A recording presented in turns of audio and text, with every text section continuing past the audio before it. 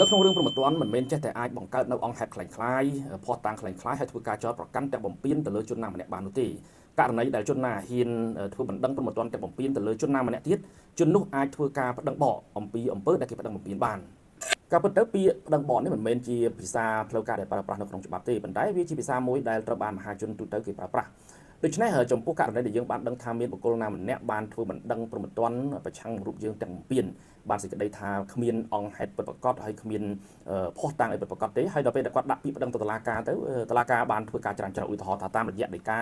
តម្កល់ឬអន្តរការរបស់អัยការជាដើមនេះគឺថាភាគីយើងដែលទទួលរងអំពើអយុត្តិធម៌តាមរយៈការធ្វើបណ្ដឹងបំពេញដោយជនមួយទៀតគឺយើងអាចធ្វើការបណ្ដឹងបកគាត់វិញបានដែលការធ្វើបណ្ដឹងបកនេះគឺយើងអាចធ្វើទៅតាមមាត្រា311នៃក្រមព្រហ្មទណ្ឌនៃប្រជាណាចក្រកម្ពុជាអំពីបទប្តឹងបរិហាបកគេដែលគាត់អាចប្រឈមមុខនឹងការជាប់ពន្ធនាគារពី1ខែទៅ1ឆ្នាំព្រមទាំងជាប់ពិន័យ100,000ទៅ2លានរៀលនេះមិនទាន់បានគិតអំពី